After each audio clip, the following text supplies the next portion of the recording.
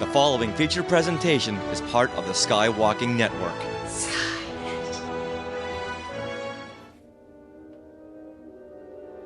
Welcome to Star Warsologies, the podcast about science and other academic fields of study seen in Star Wars. I'm one of your co-hosts, Melissa Miller. I'm a freelance science writer for Star Wars Insider magazine.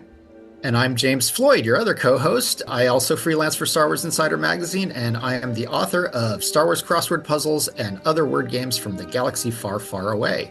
This episode, Star Warsologies, is going to chat about publishing Star Wars books. Our guest expert today is Tom Hoeler, an editor of Star Wars novels and editorial director for Random House Worlds. Hi, Tom. Hi, thank you so much for having me. I'm so excited. Anytime anyone sends me a note and says, "Do you want to come talk about books?" I get like a kid on Christmas. All right. Yay! Well, we love books here. Just to let you know, Tom and I go way back. I've been selling books at the Random House booth, the Star Wars booth, for many, many Comic-Cons in San Diego. We got a lot of hours on the hard concrete floor together. Can you tell us about your role as an editor and editorial director? What are all the things that you do? Oh gosh, so many things. So as a editor, my job is sort of twofold. The first part of that job is to work with authors, and in my case, because I work on things like Star Wars and other franchise and brands, to work with the franchise teams, so authors and franchise teams, to develop stories, develop those stories into ideas that an author can then shape and turn into a book. And along the way, support that author and provide them editorial feedback, notes, help them through revisions, and ultimately kind of help them turn their story idea into the best version of itself. It's kind of the simplest way that I like to think about it. That's one half of my job, and that's all the reading, the editing, the line notes, all that good stuff. The second half of my job as an editor is to be the main project manager within the publisher for each of those books I'm editing. And that involves being the person who is helping to shepherd a book through its long journey from, a Microsoft Word document on someone's computer to a finished book that you might be picking up at your local bookstore or at a Comic-Con if you come to buy one from James and I. And shepherding it through its journey through the publisher, connecting it with the other departments that work alongside my editorial department, marketing and publicity, design, production, art, all of those teams. And I help keep those trains sort of running on time and making sure that everybody's got the information that they need and the files that they need in order for the book to, ultimately get where it needs to go. So that sort of encompasses what I do as an editor. And every editor's job, I think, is some combination of like those two halves. I'm going to be honest, and I think sometimes I wish more of the editorial job was the reading and the editing part and a little less was some of the project management. Sometimes the balance is a little more in that direction.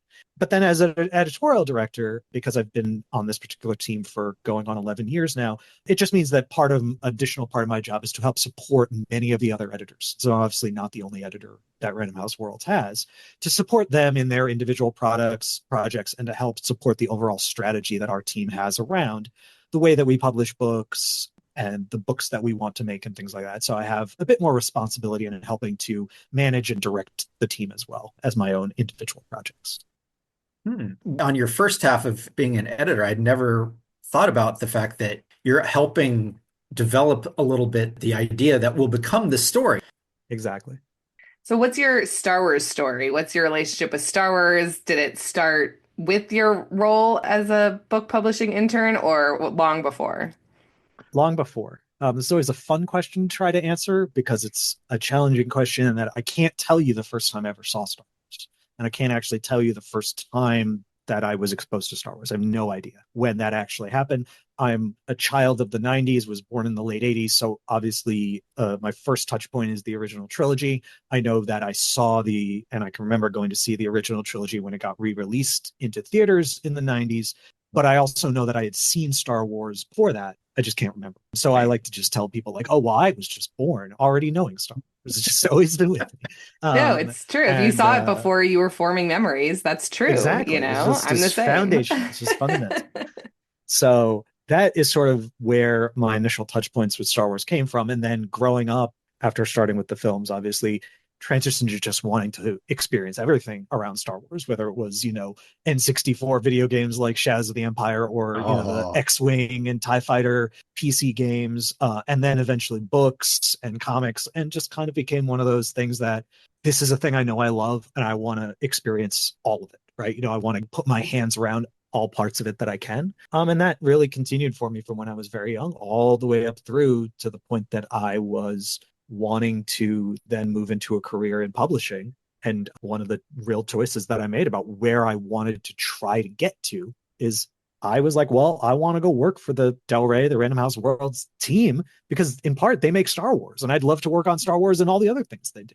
It was actually a real intentional goal of mine when I was setting out to try to explore publishing. That's awesome. Can you enjoy reading Star Wars or watching Star Wars or anything like that without editing, right? Do you just have like a red pen in hand or mentally even, or can you turn it off?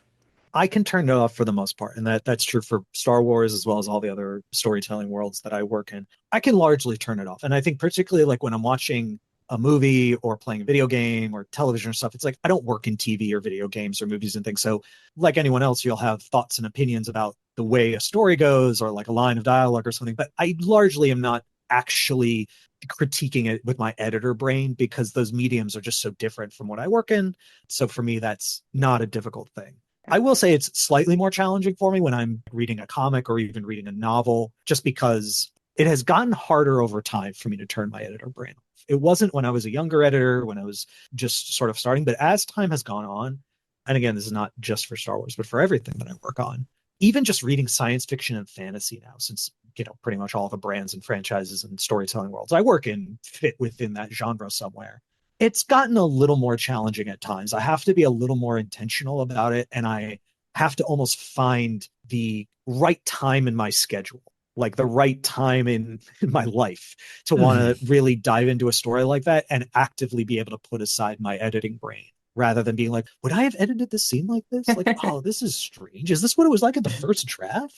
And so at times when I don't feel like I can do that, what I'll usually do then is read or experience something that is just not something that I work on at all. It's a completely different genre. It's nonfiction. It's, culinary history or something I have a real interest in, but I don't work on it. So there's almost no way my editor brain's going to kick in. So sometimes it's a challenge, but, I just adore having the same appointment that other people do of sitting down on like a Wednesday to be like, great, new Star Wars episode of Bad Batch or Skeleton Crew or Mando or, whatever's coming out. In that way, yes, totally still able to enjoy it as I once did.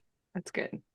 Can you tell us more? What is the whole basic publishing cycle? Like, from idea to getting it on the shelf, what other roles? You kind of mentioned some of the other departments that you connect with. Sure. So, let's start at the beginning here. A book starts with an idea, what many people would refer to as traditional publishing, starts with an author, right? A writer has an idea and they develop it into a manuscript. Depending on the varying paths you might take towards publication, there's a couple of routes, but I'm going to speak from the perspective of someone who's going to be traditionally published by one of the larger publishing houses, like Penguin Random House, where I work. So everyone listening can understand there's degrees to this journey, but so this is just one. The thing that they will likely do is that author will then take that idea, and most of the time, particularly for larger publishing houses, authors who come to get published by them are represented by an agent, a literary agent, in the same way that athletes, musicians, actors, tons of people have agents. And so they'll submit their work to an agent who'll say, hey, I really like this. I think I can help you sell this to publishers. And then they will come and they will pitch that story to editors at publishing houses. And obviously, depending on what type of story you've written, you will seek out the publishers and the editors who kind of specialize in that, right? There are editors who specialize and publish romance books or crime or science fiction fantasy. Some editors are a little more general, but obviously, if you've written a book that is of a particular genre or even a particular flavor, you're going to seek out editors who want those kinds of books and have already published those. Once you do that, there are a number of steps that can go back and forth in terms of a publisher and an editor wanting to acquire the book and bring it into the publishing house. Sometimes books go to auctions where you'll have multiple editors and multiple publishing houses bidding against each other. Sometimes there'll just be one, or someone will make a preemptive offer, it's called, where they'll just say, hey, I'll give you this amount of money to kind of grab the rights to it. It's kind of the way someone might buy a house, right? Hey, I'll pay a little bit more just so all the other buyers, you don't worry about them, right? Just sell it to me, that kind of thing. Any number of very fascinating possibilities with the acquisitions. Once a book is brought in-house to the publisher, it then goes through its journey to go from, again, a computer file to a finished book. That's going to involve a few things. One, the book is probably going to go through more edits and revisions as the editor and the author work to, again, in an ideal scenario, turn the book into the best version of itself. Take the author's vision and not change the vision or alter the vision or remove the vision, but say, this is what you were trying to achieve. And these are ways in which the book can achieve that even better than ours. In order for that to happen, obviously, you make sure that the editor and the author have a really great, cohesive, combined vision and understanding for what the book is supposed to be. And while they're doing that, there are a number of other sort of like engines that start to get rolling at a publisher because there are a lot of different parts. So that will start to happen. And as that is finalizing and happening, what will end up starting to happen is marketing and publicity teams and sales teams will start to gather information about the book and about the author, usually via the editorial team.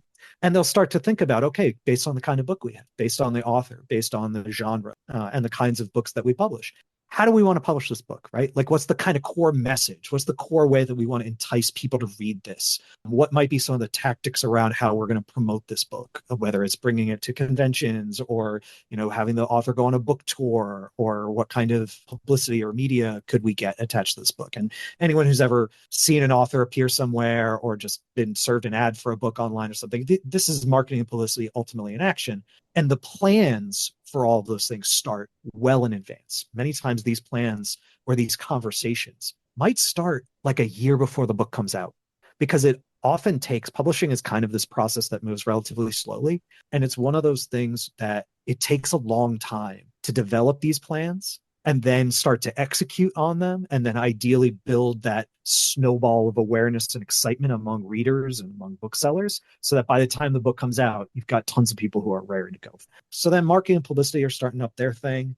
The book is kind of now ready to be moved into production. So that train starts to roll, and the production team is starting to take that Word file and actually turn it into a laid out book, right? A book that's laid out in a design with actual embellishments and getting additional proofreading and finding all those insidious typos that never seem to fully be gone from a book, no matter how many times you look. No, I find them from time to time as the reader. So that is true. I find them even after we're done, and I'm like, if I open that book, I know I'm going to find a typo. It's just, it's something that as an editor, you have to kind of make peace with. And the nice thing is that books reprint, so you can fix. But then, of course, you've got to spin up that early as well. You're starting to spin up, what is the cover for this book? And then you're starting to build the plans. How are we going to announce this book? And then again, those market and publicity conversations that have been going on for a while. Okay, we've now got our plans. Let's pick our dates and let's tentpole out. Like, this is when we're going to do the cover reveal. And this is when this excerpt is going to happen. And great, this author is going to go to this convention here, and we're going to do X, Y, Z. And it's sort of all of these different trains, the editorial and the production train, the design train, and the market and publicity train. All of these different things are running simultaneously. To go back to sort of that first question about what an editor does, part of your role as an editor is to just constantly help making sure that each of those trains is moving forward at the pace that it needs to. Because as the editor, you're kind of the fulcrum of that process. Everybody who needs info about a book at some point is going to come to the editor and say, hey, can you tell me X? Or can you share X? And that's a big part of the cycle. And then eventually you get to the books are done. They have to get shipped around and, sent to a warehouse and shipped out to booksellers and all that fun stuff. And then eventually, finally, you have a final book that someone can go to a store and buy. And to be honest, by the time you go to the store and pick that book up, if you go right in on the day that a book comes out on sale, it's very possible that a publisher bought that book, came to an agreement with the author and the agent 2 years prior. That's not uncommon at all. And that it took 18 months to 2 years to actually go from we acquired this book to it's now on your shelf. That's not always the case. Times will differ, obviously. Yeah, I mean, you think about something like the High Republic, where there's comics, there's kids' books, there's young adult books, there's the adult books, there's the 3 different phases. How is that project different from the one-off standalone sort of novels that Star Wars was doing before that? Sure. So everything that I just laid out is, I kept using the word like traditional originals publishing. So in the kind of publishing that I do for Star Wars, for all the other storytelling worlds I work on, that's what we call licensed publishing, because we're working with a franchise, a license. In this case, for Star Wars, it's Lucasfilm. For others, it's other companies that you may have heard. And really what's different there is, one, we have an extra partner involved, which is great, because I don't know if people know this, but the people at Lucasfilm know a lot about Star Wars. And that's really helpful when you want to tell a Star Wars story, right? So you have another partner, and the process of bringing in and finding authors who want to come and tell stories with us starts sort of there. Bringing an author in and saying, great, we've got this author wants to tell a story. Let's figure out together. Let's collaborate and figure out what the story is going to be. And then from there, most of the mechanical stuff around like developing a manuscript and then production and marketing, like a lot of that's very similar to what I just laid out. Where the High Republic is a little different is in exactly what you said. Most of the time we're working on a standalone novel, or maybe we're working on like a trilogy, like with Reign of the Empire or Aftermath trilogy or some of the Thrawn trilogies that we've done. But you're kind of really just working on one story. And you're certainly, even with a trilogy, kind of really working on one book at a time. The High Republic is just more all at the same time. And so it's kind of all the same, but it's just like more of it all simultaneously, because you've got books in different formats, different audiences. You've got books across mediums because you've got novels. And as you said, you've got comics. We've got audio only projects or audio first projects. Cool. You've got graphic novels. There's manga, all the cool formats. And then, of course, there's also like nonfiction stuff, too, that plays a role. So where it's just different is it's not really different. There's just more of it all at once. It's faster and more intense, to borrow a line from a guy who once made a thing. But it's no less fun. In fact, for as fast and more intense it is, it's also like that much more fun and exciting and grand, because it's just such a grand story, which is one of the true joys of being able to tell a story at that scale and to be a small part of telling a story at that scale, because you're telling it across a bunch of different formats with all these great creators. I would imagine that there's a lot more timing things, because it's like we want to release at the same time as this, or we want to stagger the releases, but we want to make sure that for everything where the story is taking place simultaneously or concurrently across different media, it's like we really got to get that timing down, especially like at the beginning for the launch. You're 100% right. The sort of solution and answer to that and every other challenge is basically just incredible amounts of communication and organization. All the authors for the High Republic have said this on numerous occasions at conventions and in other places, that just like we all just talk all the time, just constantly about the different stories and talking about everything. At the beginning, especially ahead of the stories really kicking up and a lot of deep writing going to really figure out, okay, what's the story that we've got and which part of the story is going to be told in this book and which part of the story is going to be told here, and where does this particular story end, so that we know that the next one has to pick up, here. And timing it all out and laying it all out is really just a massive puzzle and communication problem. But it's an easy one to solve, especially in modern day with crazy amounts of technology to both share and work on things and also just communicate. Like, I cannot fathom what it would have been like to try to do this. It was like 1985 or something, like, like mailing stuff back and forth, homing pigeons. I think the only real solution would have been like all the High Republic authors would have had to like go live in the same house for like 5 years. Really actually thinking that in a world without the level of connectivity that we currently now all enjoy, I think that would have been the only solution. All the editorial teams, all the authors have to just go all live in the same like hotel. That's really what it's been about. And to be really intentional too about, normally if you're working on one book and halfway through the process or later on, you find we should kind of pivot directions a little bit, because this idea or this thing, which we didn't really recognize until maybe even into various versions of the manuscript. Oh, this is now a great angle. Let's work that into the main story. If you have an aha moment like that during one of the High Republic books, which by the way is amazing, right? Because it's great to have a spark of inspiration when you're in the middle of the thing. If you never open yourself up to the idea that a story is malleable and a story might change and improve because of something you discover later on, obviously you're going to limit yourself. But in something like the High Republic, when that happens, you have to be intentional about, great, this is amazing. This is a great idea. Let's do that. Okay, what did we just break? And now let's go fix it, right? Or let's bring everybody in and say, hey, there's been this new great idea. We want to move in this direction. That's going to require not all these dominoes to fall down, but like we got to shift the other dominoes, right? We got to realign the picture. Yeah. And somebody's like, no, you just knocked all my dominoes over. And most of the time you don't normally have to worry about that so much, or at least in that large way. But in this case you do. But again, it goes back. Everyone's so intentional about communicating and talking with each other, and just, we do it so much that you literally just say, okay, since the last time we talked, has anything new cropped up? And then let people know, and you let everyone then go away and say, okay, what problems, if anything, does this create? And then you identify those problems and you figure out, all right, how do we work through that? What are our solutions? And you just kind of keep doing it. It's a wild thing, but tremendously rewarding and tremendously awesome. that the author team in particular has been able to pull it off in the way that they have, because it's really awesome to watch and to be, just a tiny piece of. Is that most of what your projects have been for the past, whatever, 6 years, or have other projects been working on those as well?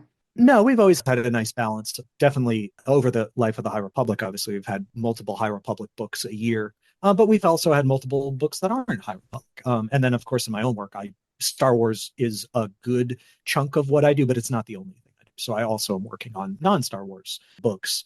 So it's been a good piece of what we've published over the last number of years since Light of the Jedi kicked off the whole initiative. But certainly by no means has it been the only. Because the wonderful thing about Star Wars, this has also always been true of Star Wars publishing, is like we're always telling stories in a bunch of different areas, right? We're always exploring as much of the full tapestry of Star Wars as we can, because that's one of the beautiful things about Star Wars, is that it exists in all these different eras and spaces, and that gives you chances to tell all different kinds of stories, right? And the High Republic particularly being emblematic of a place you can tell a lot of very cool Jedi stories that, in other parts of the timeline, you can't tell as many of those stories, right? Or it's at least it's a little more challenging to tell those kinds of stories.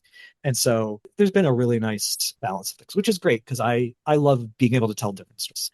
I never want to tell the same story twice in any storytelling universe, not just Star Wars. Like I never want to just repeat ourselves and tell the same story. I always want each one to have a reason for existing, have its own voice and its own perspective and its own quote unquote thing to say or story to tell, even as it is part of a larger tapestry, even as it is complementing a larger work.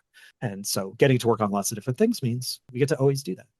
Do you have any favorite stories of working on the High Republic? Something that was just so cool that obviously you can share from the behind the scenes perspective?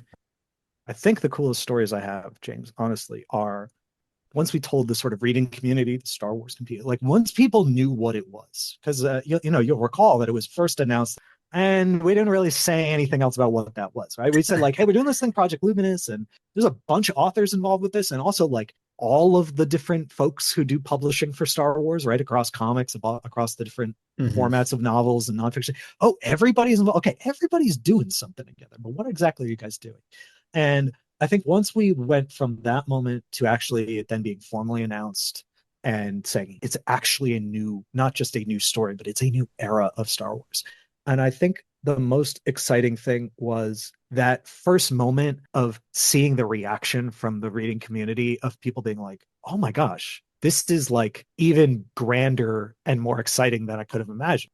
I'm going to be honest, like I heard so many theories and so much excitement, but like nobody quite really grasped like the true breadth of it. And then I think once that was revealed, I think the excitement was so overwhelming. It was like kind of inspiring. And then once the first set of books came out and once the stories started to come out, because so much work had gone into obviously developing it and really starting to kick it off, to see that initial reception is kind of the best story. And to see that group of people who are like, I've always loved Star Wars, but this is now something that I feel is like particularly mine because I'm here during this event, right? I think everybody feels that way, right? Like everyone feels that way around the Star Wars movies, that you're at that prime age for when they come out, because those feel a little more like yours than the other one. And I think for books too, and for this big event, I think there's a lot of folks who are like, oh, I've always loved Star Wars books and I've read Star Wars books since I was younger, or people have shared Star Wars books for me. But this is one of those big things I get to really experience in real time, and seeing people really latch onto that, and then seeing people grow with it and like build costumes around book characters, which people have always done, but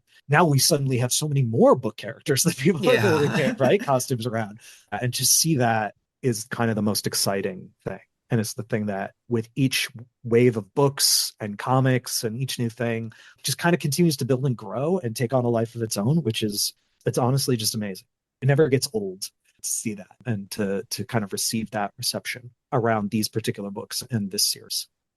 Yeah, for the High Republic, initially when it was Project Luminous, I was super intrigued and excited. And then when it was announced as the High Republic, I honestly was not that excited. Like I was just kind of wait and see. But then when those first books came out, Light of the Jedi, the kids' book, The Great Hyperspace Disaster, then I was just like fully 100% on board because it was just so cool. And especially the fact that The Great Hyperspace Disaster, which is a kids' book, it's really short, but it was the same story that I was reading in Light of the Jedi. So actually The Great Hyperspace Disaster was the first High Republic book I read because I was reading it with my daughter. And then it was like your book is the same as my book in terms of what it's telling, but it's, different points of view. It's not just a summary of it. It's telling a different story within it, but the overall plot is the same events. And Cool. that plus just how great Charles Sewell's writing was totally sold me on it. But it was almost like drinking from a fire hose, that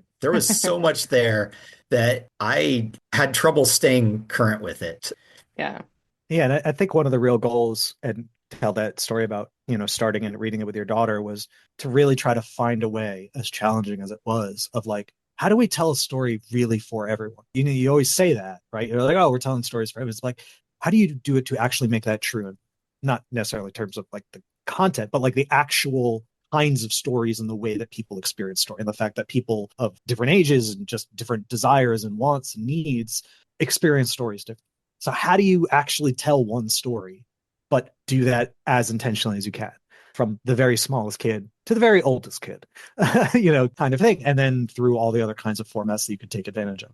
It's been a really big challenge, but I think like one of the worthiest challenges that this whole series has taken on, because it's just so cool. The story you can read with a daughter and then the novel that you're reading for your own enjoyment are the same story, but tailor-made and built for the folks to appreciate it in the way that they want to appreciate it. It's meeting readers where they are, rather than forcing readers to simply come to the story where it is, which is cool. It can be big and overwhelming, and there is a lot, and particularly for folks who are big into Star Wars like I am, who are just like, oh, give me everything, right? This is one of those cases where that can be a big challenge, but still fun and rewarding.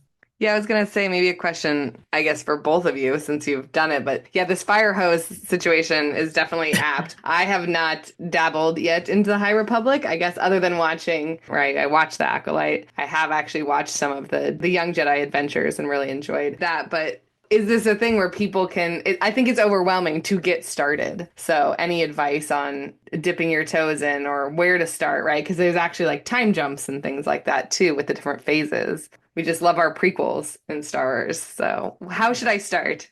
My personal recommendation is for folks to always start with Light of the Jedi. In my own sort of just personal consuming of content, I am pretty much always a release order, not chronological, with pretty much everything. Because to me, this is not always true, but it's broadly true. Release order is the order that reflects the order in which a thing was actually created. Largely speaking, that is the way that a thing was created and developed. And so the thinking of the people who wrote it or conceptualized it or built it was in that order. And so to me, that is pretty much always the first intended order. And so I usually recommend folks almost anytime there's anything where there's like a question of multiple ways in, and particularly to the High Republic, Light of the Jedi was really intended as the first story. And every other story and even every other format, like even the comic books, are all actually building on the core events that happen in a novel, Light of the Jedi. And so even for someone who, if they came to me and say, I really want to meet High Republic, but I really only want to do comics because, comics are my form. That's what I really love. I would still even recommend them. Hey, great. I actually would recommend start with Light of the Jedi because it's going to make your comic experience better.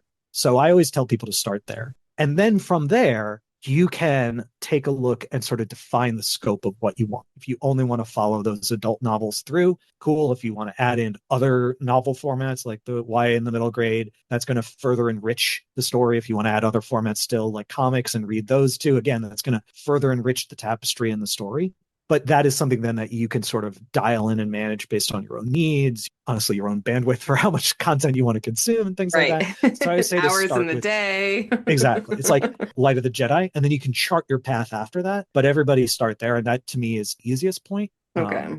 If you're like, understand that, but I want chronology, if that's really your jam, then you're going to want to start in phase 2, which is the prequel series in true Star Wars fashion. After phase 1 that Light of the Jedi kicked off, we got to jump back. And so for that, you're going to want to start with either Path of Deceit by Tessa Gratton and Justina Ireland. Unbelievable book. One of the most gorgeous Star Wars book covers you've ever seen in your life. Or Convergence by Zoraida Cordova. Those stories are they're two different stories and they're very sort of close timeline-wise. So to be honest, you could read either one first.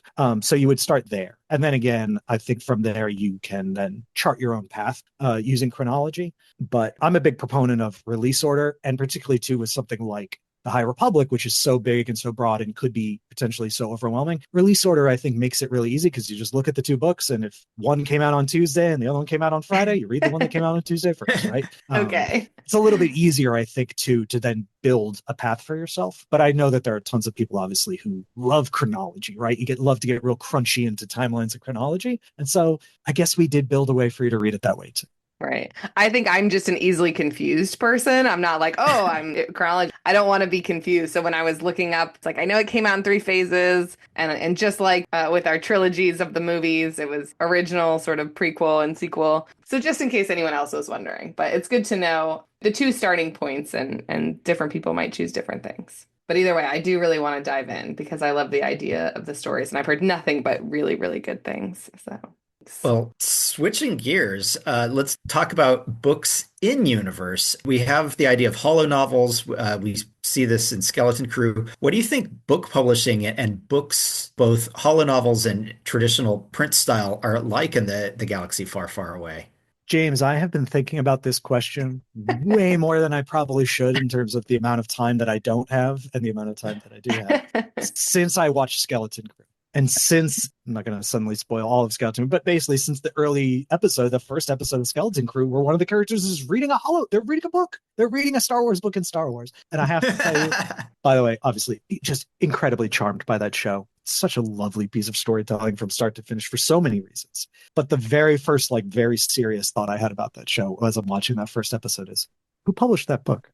Yeah. Who wrote that book? I was like, give me the in-world Star Wars publishing story right now. Well, it's kind of interesting. I mean, think about in-universe Star Wars books, because in the High Republic, there are references to some characters reading holo-books that are Jedi romances or whatever. It's like, who is writing in universe? Who's writing these? Nice. is some Jedi secretly a romance author? The pet name. Yes, please. And which one? I was like, Joe Castanu is secretly writing all sorts of smut. Yeah. Joe Castanu is secretly the number one Coruscant Times best-selling author of all time. It really might actually be, the best-selling author in the history of the galaxy. I also really like the idea that a nom de plume for a Star Wars character would be John Smith or something. That's how they hide.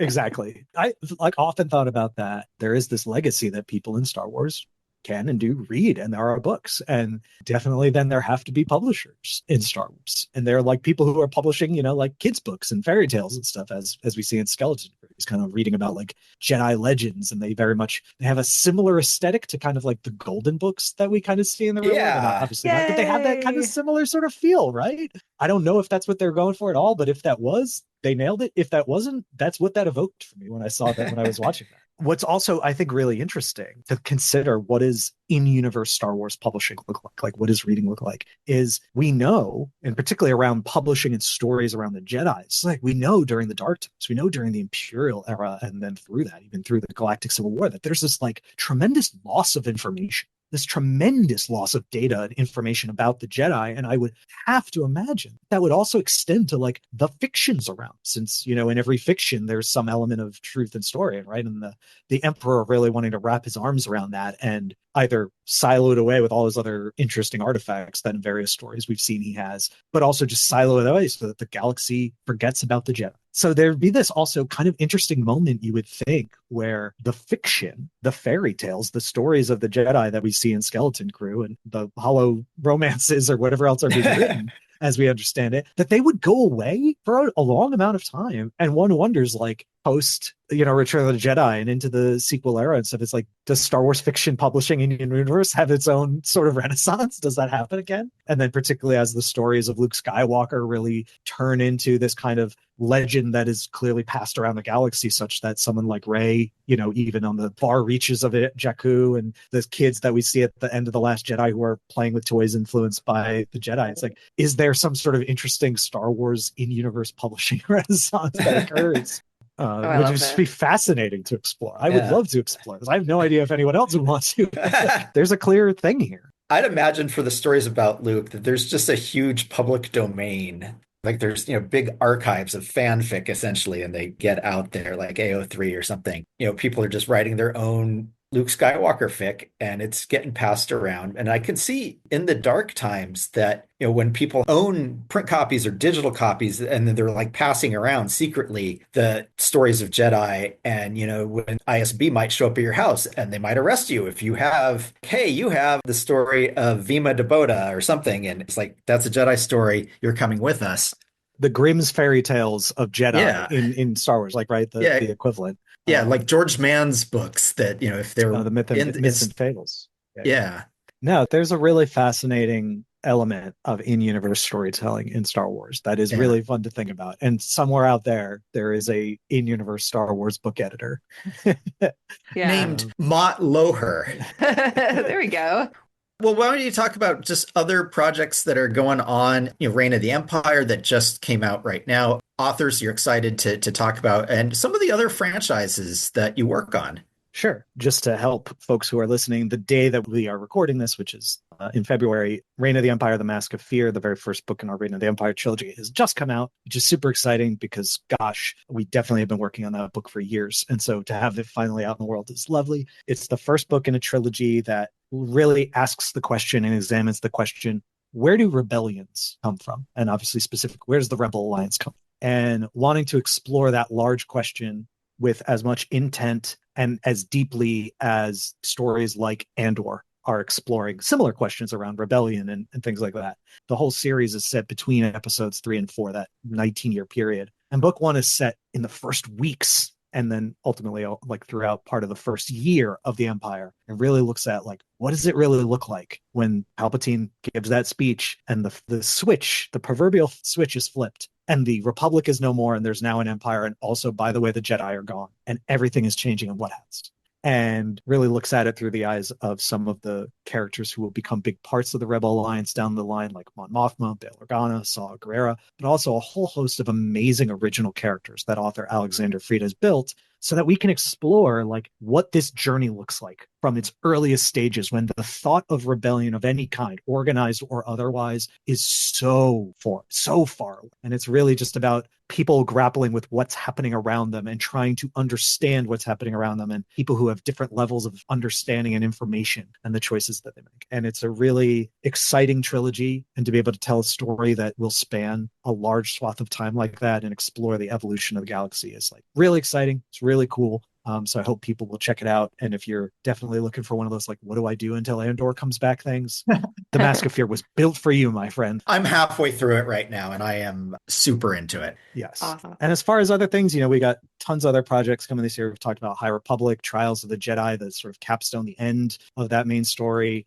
We've got an amazing book, Wayseeker, related to the Acolyte from Justina Ireland about Vernestra Rowe and Indara, which is really fun and great. I think people are going to really enjoy. We have a Bad Batch novel coming in the summer that I could not be more excited about people being able to read, called Sanctuary, written by Lamar Giles, which the moment Bad Batch ended, the first thought that went through my head was just like, man, can't we just have more Bad Batch adventures, right? Yes. Like, can't we just hang out with them more? And that was one of the Yes. goals. And so we built this story that is set during season 2, because for reasons, we wanted to make sure that we could explore another story with Tech, Brown Eyes, our friend. It is such a beautiful, wonderful adventure that I will tell you, from page 1, feels like you're watching just another one of those amazing episodes. And Lamar has absolutely nailed the character voices and the tone. And you just can imagine this as one of those great little adventures where everything goes wrong, but then it's the Bad Batch. They're going to figure it out, right? But everything's definitely going to go wrong. Super great. So that's a lot of what we have coming in this year. One of the things I always like telling people is we're always working on cool things.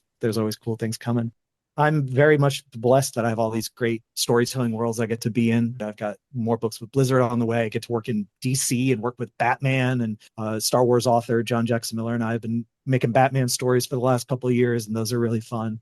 But I also truly am getting to enjoy the editorial director part of my role now, and just being able to kind of be the secondary support for this wonderful group of editors that the Random House Worlds team has been building over the years, and just be able to like help facilitate them build stories for Star Wars or for our friends with Marvel or any number of other storytelling worlds that we play in. That's really gratifying. It's really satisfying. It's really fun, particularly after having done this for 10 years, like being able to do the thing that Yoda tells you to do, which is, share and pass on what you've learned. So that honestly is like a really fun part of my job now. Very cool.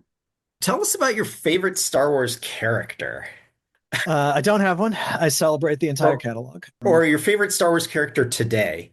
My favorite Star Wars character today, right now, today, is probably Bail Organa because of the story and his experience that he goes through in The Mask of Fear and getting to spend more time with him and particularly see him in the earliest days of being a new father and having very tiny infant Leia at home and him looking at her and deciding as part of this moment when the galaxy is changing, as impossible as it might be, I need to go try and get justice for the Jedi. Even if I kind of know that that's not even a Herculean task, that's an impossible task. But I have to do that because if I don't do that, my daughter is going to have to do that some way. And as a father, like I can't allow that. Like I have to do that for her. And seeing him embark on that journey while he's also reckoning with the larger political ramifications of what's happening in the galaxy and what he knows about Palpatine. I've always appreciated that character. I love Jimmy Smith, so like in terms of performance, I've always liked that character. But the amount of time that I've spent with Bail Organa now, alongside Alex Freed as he was building that story, has kind of made him my favorite right now. Because you're just like, you're going to read that story, and it's not a spoiler to say, like, you just know that he's not going to succeed. He can't, or else, Star Wars is a much shorter saga than we all know. You know he can't succeed, but gosh, you want him to so badly. And so right now, he's my favorite. But overall, I actually don't have a favorite. I love Star Wars so deeply, and I love and appreciate being in the galaxy and the breadth of characters. But for whatever reason, there's never been one character that I'm just like, right, like Han Solo's my guy, Luke Skywalker, Princess Leia. For whatever reason, I've never had that one character. Okay. So, can you tell us if someone's interested in getting into publishing, how you recommend going about that? It's a really big question, but I'll give people a little bit of a starting pointer, which is if you want to get into publishing, and let's presume that you want to get into editorial, though this advice should work if you want to get into other departments as well. But if you want to be an editor, one, you have to read everything. Read the things you love, read things that you might not really be interested in, or you think you might not be interested in. Read everything you can. Modern things, traditional, classic things, new things. Just be a voracious reader and be inquisitive about it. Be intentional about your work. Second, really think about what kind of books would you want to work on? Because for editorial in particular, people don't just become book editors. They become book editors of particular types. They specialize in certain genres, or at least in certain types of writing. And while you don't have to have that answered when you're 5 years old or 6 years old or even 18 or 20, like you don't have to have that answered immediately, but that should be part of your intentional reading, is exploring, oh, these are the things I would work on and I'm interested in. And these are the things that I'm not. And eventually you will whittle that down to some group. And it's okay to have more than one thing you'd be interested in, but you need to, again, be intentional. And the third thing, as we sort of talked about, is I think that as a career, you should understand that what will matter and what will determine success. And honestly, particularly early on, if you're applying to, say, assistant jobs or things like that, what's really going to help you succeed is less how much you love a certain kind of story or how good you might be at coming up with an idea to solve a plot problem or your ability to like memorize interesting factoids about a storytelling world like Star Wars. And it's really going to be more actually about your ability to be a really strong project manager, a really great communicator to both people who are part of that journey of developing a book, but also communicating to authors, communicating critical information and critique. Communicating critique to people in a way that is informational, is a way that they can act upon it, but is also like deeply respectful and empathetic to the fact that you are critiquing them, is a hard skill. It is a truly hard skill that you have to practice at, you have to work at. And I think that people who want to come into publishing and work in publishing, who are going to be successful, who don't just think about the role, again, focusing on editorial, of being an editor as I sit in this big comfy chair and there's maybe a cat or a dog or something near me and I've got this giant endless mug of hot liquid and all I do is read all day. God, I wish that was the case. But that's not really the case. And so really excelling at the other stuff, that's actually the thing to me that particularly early on in a career where you're going to be asked to hopefully help more with the project management and the organization stuff. The people who excel at that early and the people who come in and can really champion that early, those are the people who I think find more success early on. And thus they build more trust early on, which means that they get to then take on more of the creative work earlier, which means they become better editors. So that's what I would say is think about and try to educate yourself as holistically as you can about what goes into being an editor and develop and hone those skills as much as you do your passion for reading, your passion for storytelling, your passion for a storytelling world like Star Wars or any other. Make yourself excellent at both those things. That will at least put you on the right path or at least the best possible path to get started. That's the very short answer of what is probably like a 10-hour lecture. And of course, because everybody has this dream, how does one become a Star Wars author? Become a really good author in your own right first. Establish yourself as an author. Write your own stories, write original stories, hone your craft as a writer and hone your craft as a storyteller. One, because that's the way that I find out about authors, is I read their original work. That's how I get a sense of someone and understand who they are as an author, and then know, oh my God, they would be great for this kind of Star Wars story. They were great to work with in this way because they can lend this particular voice to Star Wars that we've never had. They can help us tell a story that we couldn't before because we didn't have that. And so that's the way that me and other people who work on Star Wars books, that's how we find out about it. So I would say focus on that. And then, of course, through yourself, through your agent, through just the way the world works with going to conventions or networking or anything, make yourself known to folks like me, but definitely focus first on building up your own career and credentials and just reps as an author so that when the Star Wars knock comes on the door there, you're ready for it. But that's definitely always step one. Every Star Wars author that we've ever worked with has had other work and has honed their craft before Star Wars. Awesome. Tom, well, thank you so much for spending time with us. I'm excited to dive into the High Republic myself, and I really appreciate you sort of opening the curtain to Star Wars publishing to us. Well, thank you so much for having me. This was great. I loved the questions, and I will come back anytime to talk more about stories and to figure out who in the Jedi Order is writing the Jedi romances under a pen name. Yes, let's have a purely speculative episode. I think that'd be really fun. Very cool. Well, thank you so much, Tom. Thanks, guys. That wraps up this episode of Star Warsologies. We want to thank our guest, Tom Hoeler, and we want to thank all of you for listening. Come see us at Star Wars Celebration Japan. We are super excited to be there, and we have a couple panels. My first one is Science of Revenge of the Sith. It will be on Saturday, and then Droids, Artificial Intelligence, and Sentience on Sunday. Both will be at the University Stage. And I will also be doing a panel at the University Stage right after our Revenge of the Sith panel. I will be with Fawn Davis doing a panel called The Secret Miniatures of the Star Wars Prequels, where he shares all sorts of cool stories and photos from his time at ILM. So come check us out at Celebration. James and I are both super excited to be in Japan, sharing our Star Wars fandom there. If you're looking for the links to the High Republic stuff and other things we talked about, check out our show notes page available at skywalkingthroughneverland.com/star-warsologies. And check out our YouTube channel where we post episodes with related visuals from Star Wars, including our upcoming celebration panels.